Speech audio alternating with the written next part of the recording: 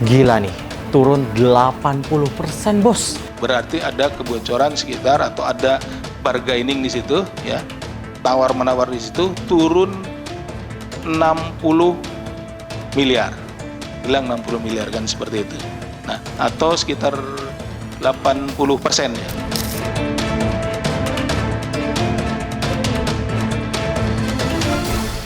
Kita biasanya tuh nunggu diskon gede-gedean pas tanggal kembar untuk belanja ke marketplace. Tapi yang satu ini ngasih diskon 80%. Bukan di marketplace, bukan juga pas tanggal kembar.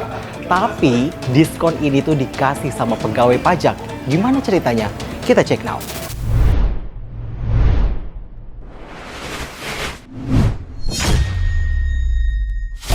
Lagi-lagi Komisi Pemberantasan Korupsi kembali mengungkap kasus suap yang menjerat pejabat publik. Kali ini, Lembaga Anti Rasuah menetapkan 3 orang tersangka di lingkungan Direktorat Jenderal Pajak Kementerian Keuangan. 3 orang ini nih yang kejaring KPK akibat kasus gratifikasi ataupun suap, ada Dwi Budi Iswahyu, ada Agus Saifuddin, dan juga ada Askop Bahtiar.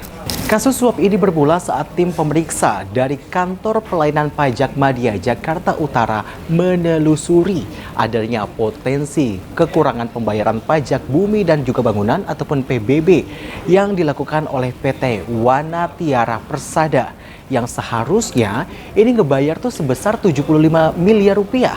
Tapi ternyata yang dibayar hanya 15,7 miliar rupiah. Gila nih, turun 80% bos. Dari nilai yang seharusnya. Marketplace aja kalah dari ini. Ini diskonnya gede-gedean banget, 80%. Jadi nih seharusnya si WP atau PT WP bayar 23 miliar, include bayaran suap. Oknum pajaknya ini sebesar 8 miliar rupiah. Tapi PT WP ini nggak sanggup dan akhirnya nego-nego lah dengan para tersangka ini.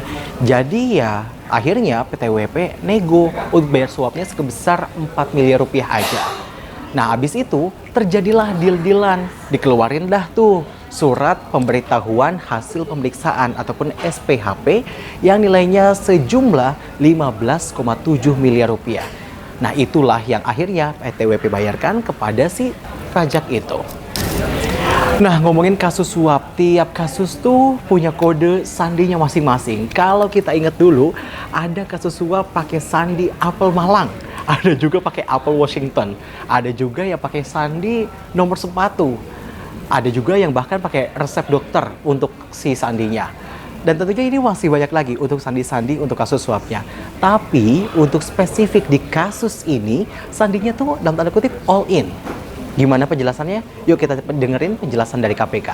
Jadi all in yang dimaksudkan itu bahwa dari 23 miliar, 8 miliar untuk P. Ya, saudara AGS, serta dibagikan kepada para pihak di lingkungan Dirjen Pajak. Yang 8 miliar ini yang diminta ini akan dibagikan gitu ke para pihak di lingkungan Dirjen Pajak. Namun demikian PTWP merasa keberatan dengan permintaan itu dan hanya menyanggupi pembayaran fee-nya 4 miliar. Nah, permintaan fee-nya pun yang 8 miliar ini kemudian ditawar juga nih sama PTWP ini. Nggak sanggup dia bayar fee 8 miliar, sanggupnya hanya 4 miliar. Ngomongin soal kasus suap ini, yang menarik itu cara bagiin uangnya ataupun cara bagiin si uang suapnya. Karena si PTWP yang kesangkut ini seolah-olah pakai jasa konsultan keuangan. Namanya PT NWK yang punyanya adalah salah satu dari ketiga tersangkanya. Aduh, makin bikin kita geleng-geleng deh. Karena bener-bener terstruktur banget kasusnya. Kira-kira seperti apa? Kita dengerin lagi. Seperti itu. Untuk memenuhi permintaan fee dari AGS pada Desember 2025, PTWP melakukan pencairan dana dengan skema kontrak fiktif jasa konsultasi keuangan dengan menggunakan perusahaan PT NBK yang dimiliki oleh saudara ABD selaku konsultan pajak. Nah, imbas dari adanya operasi tangkap tangan ini, KPK melakukan penggeledahan di kantor pusat Direktorat Jenderal Pajak.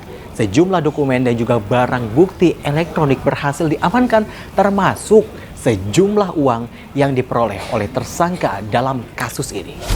Dalam penggeledahan tersebut, tim mengamankan sejumlah barang bukti dalam bentuk dokumen dan juga barang bukti elektronik.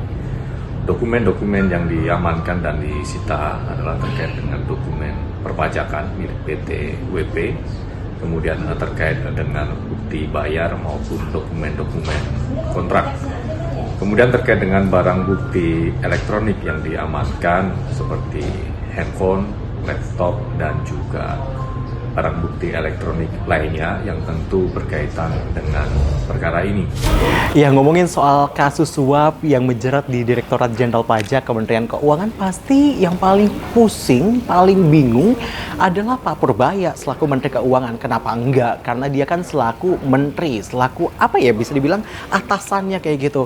Nah, dengar-dengar Pak Purbaya tuh bakal mecat orang-orang yang terjerat kasus suap dan juga bakal ngemutasi para pejabat yang katanya juga terlibat suap. Gimana? Kira-kira gimana ya penjelasan lengkapnya? Kita dengerin aja yuk. Nanti kita akan evaluasi seperti apa. Yang jelas nanti mungkin pegawai pajak akan dipajak ulang, diputar-putar lah. Yang kelihatan terlibat, jangan kita taruh tempat terpencil atau dirumahkan aja. Nanti kita lihat seperti apa.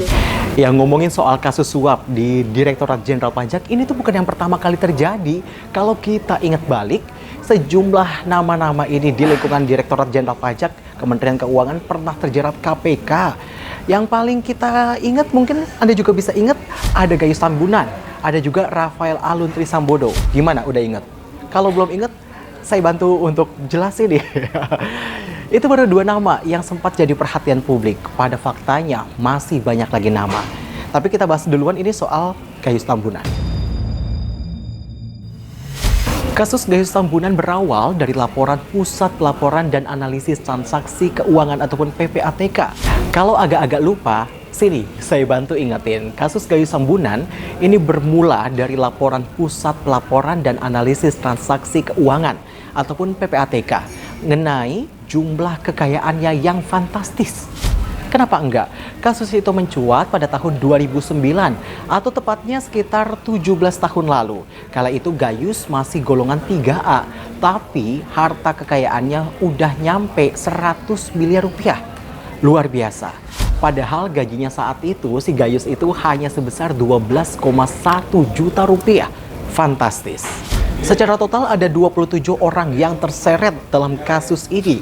Dan yang bikin geleng-geleng, mereka yang terjerat bilang bahwa banyak mafia di Direktorat Jenderal Pajak. Mencengangkan sekali.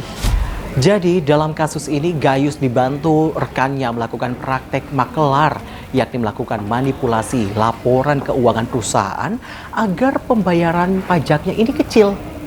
Itu baru Gayus. Mungkin kalau yang ini Anda masih ingat. Nama Rafael Alun Trisambodo mencuat ke publik pada tahun 2023. Bermula dari pamer gaya hidup yang mewah dan juga kasus penganiayaan yang dilakukan sang anaknya, Mario Dandi Satrio. Harta Rafael pun menjadi sorotan publik. Gimana nggak jadi sorotan? Harta yang dimiliki oleh Rafael yang kala itu merupakan pegawai eselon 3 bernilai fantastis. Tahu nggak berapa? Hartanya mencapai 56,10 miliar rupiah. Tidak hanya itu, Lembaga Anti Rasuah serta Pusat Pelaporan dan Analisis Transaksi Keuangan menemukan adanya dugaan tindak pencucian uang yang sangat masif. Bahkan PPATK menemukan transaksi sebesar 500 miliar rupiah dari 40 rekening terkait dengan Rafael. Ya, kita dibikin geleng-geleng sama kelakuan para pejabat pajak. Kalangan bawah dikenain pajak. Para pejabatnya asik-asik kan tuh nikmatin hasil uang pajak, bahkan diselewengin gitu aja. Saya Syam Hakung, tetap kritis, tetap waras, merdeka.